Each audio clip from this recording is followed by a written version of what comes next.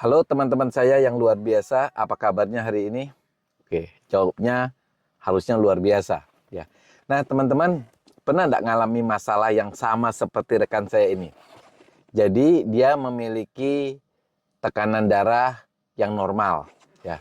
Tetapi anehnya ketika dia berobat ke dokter ya, baik yang di rumah sakit atau di tempat praktek, maka dia akan mengalami kenaikan tekanan darah, detak jantung yang kencang dan gemetar. Kenapa itu? Nah, karena teman saya ini mengalami yang kondisi disebut dengan cemas, tapi cemasnya kepada dokter. Jadi kalau orang yang mengalami cemas itu biasanya ini hormonnya yang disebut dengan hormon kecemasan itu akan meningkat. Nah, hormon yang itu akan mengakibatkan gejala seperti misalnya kakinya gemetar gitu ya. Sama kayak orang lihat hantu lah. Kemudian detak jantungnya kencang. Bahkan tekanan darahnya bisa naik karena dia mempengaruhi saraf-saraf otonom di dalam tubuh kita. Jadi, apapun kecemasan kita, termasuk kecemasan yang seperti melihat hantu, takut dalam gelap, itu akan menimbulkan respon tubuh yang sama, termasuk kenaikan tekanan darah. Apakah dia termasuk golongan hipertensi? Tidak. Jadi kalau kita bisa menghilangkan cemasnya, tentu tekanan darahnya akan kembali normal. Biasanya orang kalau mengalami kondisi cemas ini, itu responnya adalah menghindari sumber cemasnya. Misalnya menghindari dokter gitu ya. Tetapi kan ada kalanya kita tidak bisa menghindari dokter, misalnya dalam keadaan kita terkena infeksi. Suka tidak suka kita harus pergi ke dokter lalu dilakukan pemeriksaan.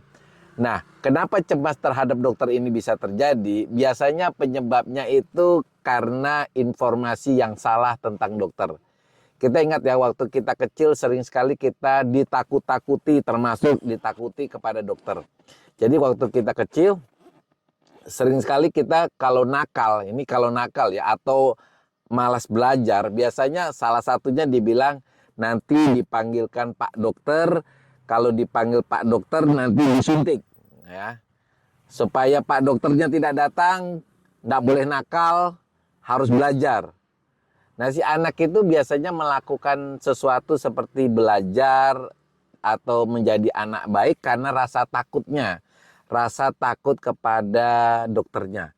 Nah, informasi atau sugesti yang diberikan oleh orang tua itu masuk ke alam bawah sadarnya dan tertanam. Manifestasinya kita bisa lihat ketika dia dewasa. Entah bagaimana ketika dia sakit berobat ke dokter, dia memiliki rasa takut ya.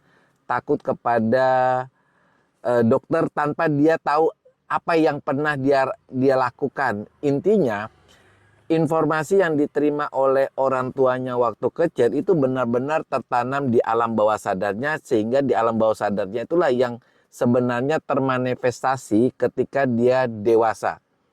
Teman-teman, dokter pernah mengatakan bahwa kekuatan alam bawah sadar itu hampir 95% dan itu mempengaruhi perilaku kita, termasuk perilaku kita takut akan dokter.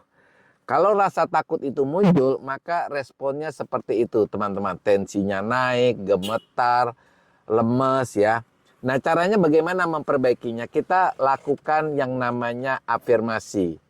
Jadi kita lakukan afirmasi dalam keadaan kita rileks. Jadi teman-teman cukup merilekskan diri atau membuat badannya santai, misalnya mau tidur ya. Lalu teman-teman fokus dengan napas teman-teman. Jadi napasnya 3 kali. Tadi hembuskan sampai 3 kali. Tujuannya apa? Supaya teman-teman fokus dengan napas. Ketika teman-teman fokus, maka teman-teman bisa melakukan yang namanya afirmasi. Tujuannya semua ketika kita lakukan dalam keadaan rileks, dalam keadaan fokus, maka sugesti kita masuk ke dalam alam pikiran kita. Jadi kita katakan, mulai sekarang saya menjadi sosok yang berani, sosok yang luar biasa. Ketika saya ketemu dokter, saya yakin dokter itu orang baik. Saya yakin dokter itu bisa mengobati saya. Nah, seperti itu. Dan afirmasi itu baru bernilai ketika dia dilakukan berkali-kali. Bahkan ada yang mengatakan minimal itu 30 hari atau bisa juga dilakukan selama 3 bulan. Kalimat yang diucapkan berkali-kali itu akan menjadi keyakinan dan itu tertanam di pikiran bawah sadar kita. Oke teman-teman, bagi rekan-rekan yang lain yang mengalami masalah yang sama bisa menulis di kolom komentar. Tetap semangat.